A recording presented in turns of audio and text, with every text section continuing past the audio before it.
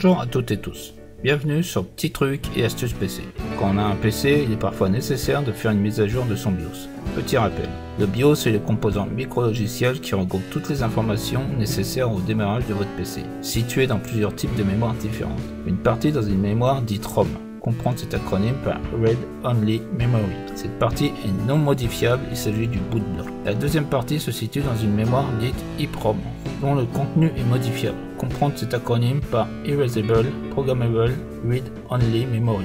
C'est cette partie qu'on peut modifier lorsqu'on parle du terme flashage. La troisième partie se situe dans la mémoire CMOS. Cette mémoire contient tous les paramètres du BIOS. Comprendre l'acronyme CMOS par Complementary, Metal, Oxide, Semiconductor. C'est un type de puce capable de stocker des informations et de les conserver même quand le PC est éteint.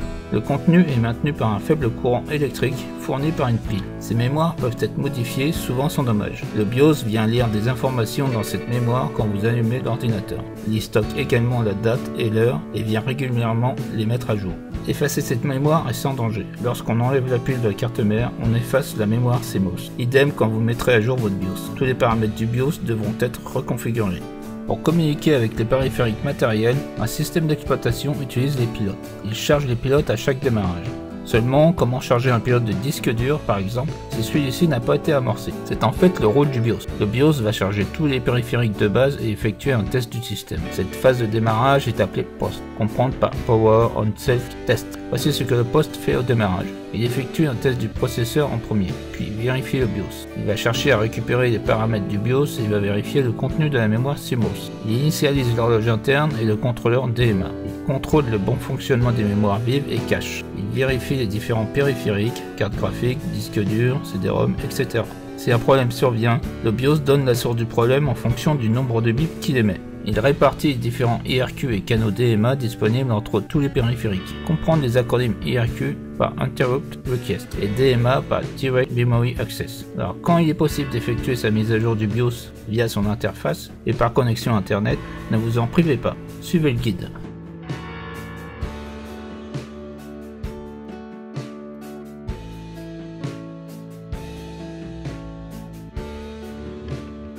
Suivant votre BIOS, vous aurez peut-être plusieurs possibilités d'y accéder, soit en règle générale par la touche supprimée, avec ou non la touche entrée, soit avec la touche F2 et ou via la liste d'accès rapide de démarrage des périphériques.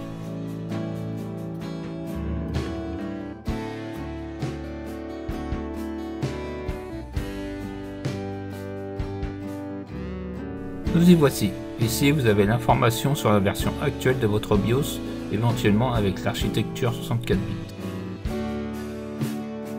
Cliquez sur l'onglet Tool.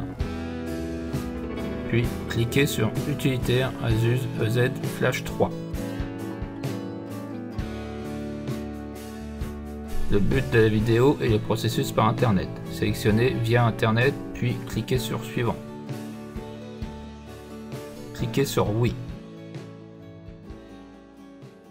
Resélectionnez via internet, puis cliquez sur Suivant.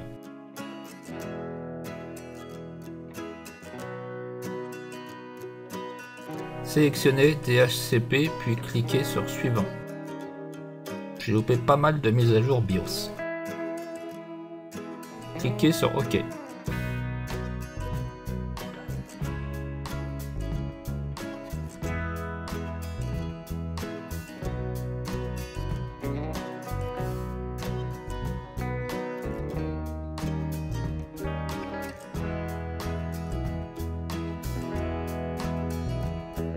Cliquez sur Oui.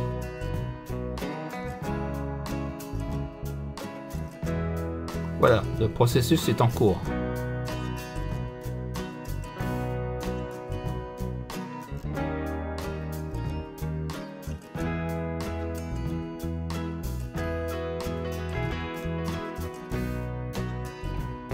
La mise à jour est réussie, cliquez sur OK.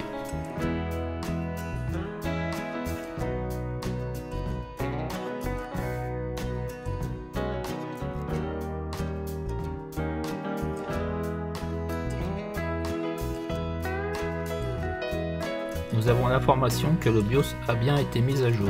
Il ne vous reste plus qu'à le reconfigurer.